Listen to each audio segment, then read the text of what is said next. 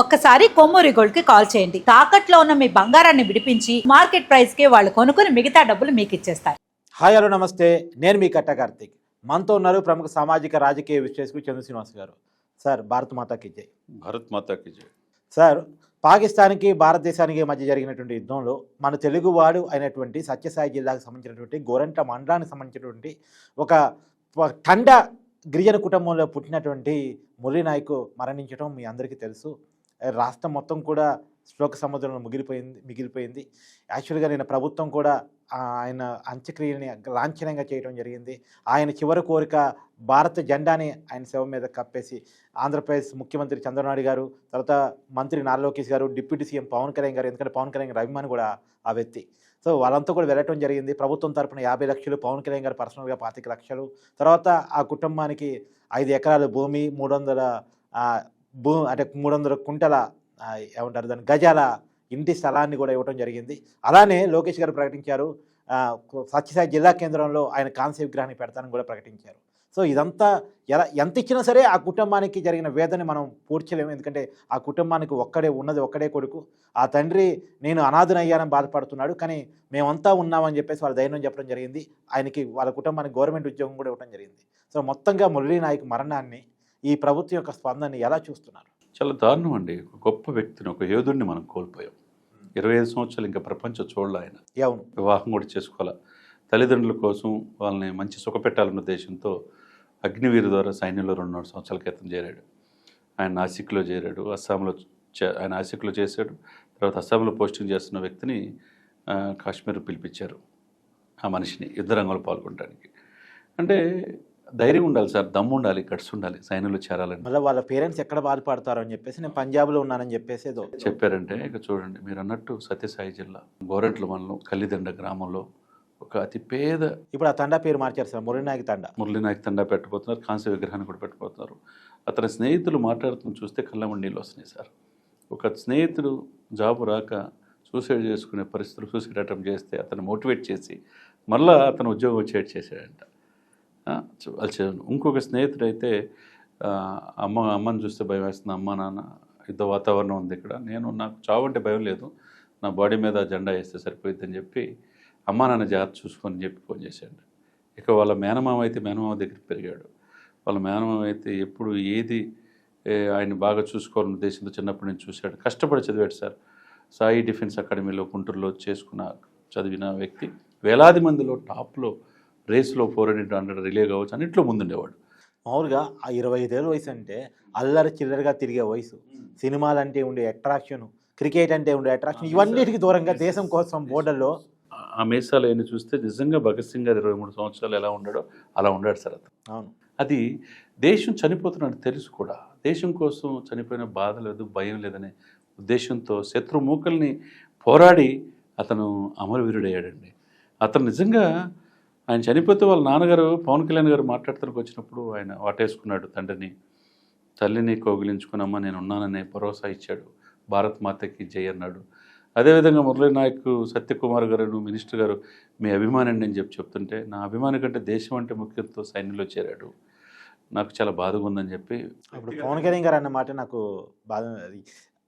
Sir, ఆ అబ్బాయి మీకు అభిమాని అంటే లేదు నేను ఆయనకి అభిమాని అన్నాడు. దేశం కోసం ఆయన ప్రాణాలు వదిలాడు, ఆయన అభిమాని అన్నాడు.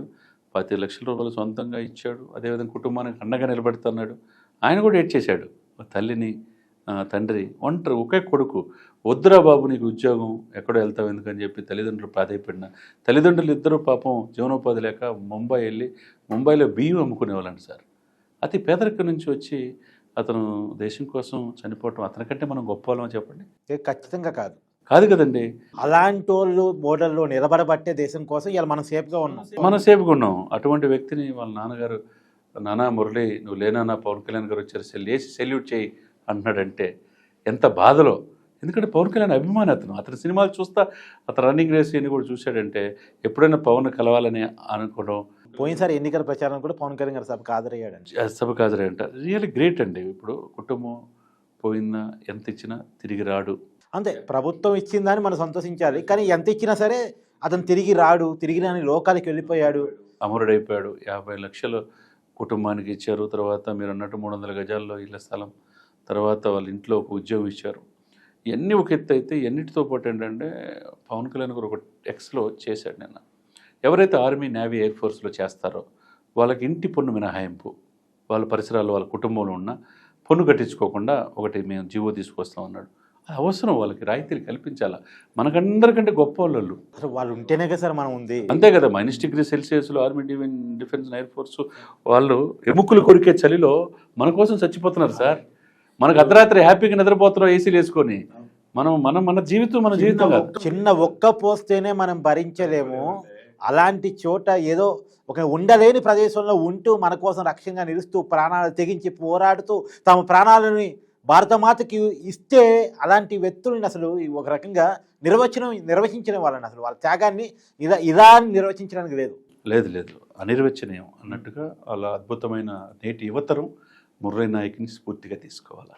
ఏదో మనం వెళ్ళామంటే దేశం భద్రత, దేశం అంటే గౌరవం తెలియాలా, అసలు డిఫెన్స్ ఏంటి, దేశం కోసం అతను ఎందుకు అమరుడయ్యాడు అనేది అతని పాఠ్యాంశంలో కూడా చేర్చాల్సిన అవసరం ఉందని. ఖచ్చితంగా సార్. అవును.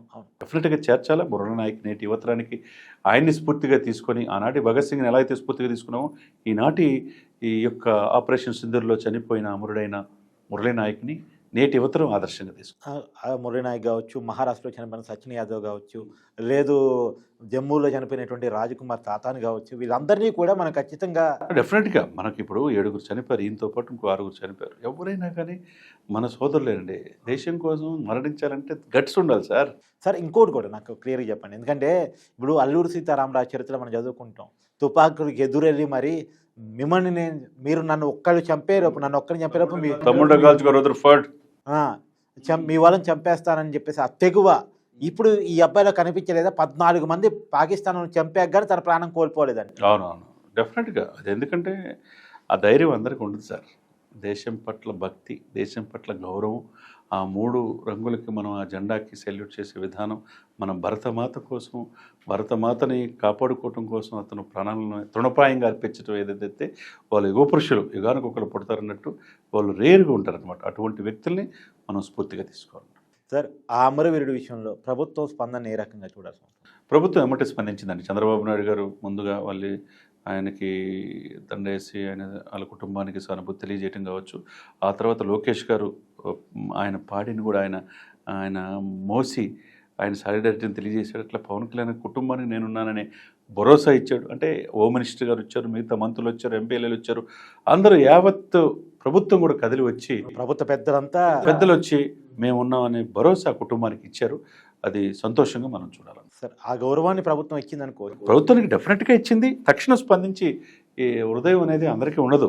అది ప్రభుత్వం స్పందించడం, ఏదైనా కుటుంబానికి వాళ్ళ తల్లిదండ్రులిద్దరిని చూసుకోవాలి వాళ్ళకి. కానీ ఒక భారతీయుడిగా వాళ్ళ ఫాదర్ అంటే నాకు కళ్ళెమ నీరు తిరిగేది సార్. నేను అనాథనైపోయాను, నా చేతికొచ్చింది మా కుటుంబంలో ఒకడే కొడుకు, ఆ ఒక్క కొడుకు ఈ దేశం కోసం ప్రాణాలు అర్పించాడు, నేను అనాథలా ఉన్నాను అని చెప్పేసి అంటే నేను చెప్పాను నా వీడియోలో, మీరు అనాథ కాదండి, 140 కోట్ల మంది మీతో ఉన్నారు, మేమంతా మీ కుమారుని అనుకోండి అని చెప్పేసి అన్నాను. ఒకసారి మీది కూడా. డెఫినెట్గా సార్. ఎందుకంటే మన బిడ్డ చనిపోతే ఎలా అయితే మనం బాధపడతాం, మన ఇంట్లో సోదరుడు ఎలా అయితే చనిపోతే బాధపడతాం, దేశం కోసం పోయి చనిపోతాడని తెలిసి కూడా వీరోచితంగా పోరాడి వీరుడయ్యాడు చూసారా, అతను నేటి తరాలకి స్ఫూర్తి. అటువంటి బిడ్డను కన్నందుకు వాళ్ళ తల్లిదండ్రులని హ్యాట్సాప్ చెప్పాలా. వాళ్ళ కష్టాల్లో, నష్టాల్లో, బాధల్లో ఎప్పటికీ మేము అండగా ఉంటామనేది ప్రతి భారతీయుడు చెప్పవలసిన మాట. మనం అందరూ అండగా ఉండాల్సిన అవసరం ఉన్నది. ఇటువంటి వ్యక్తుల్ని చూసి నేటి తరం నేర్చుకోవాల్సిన అవసరం ఉన్నది. Thank you sir.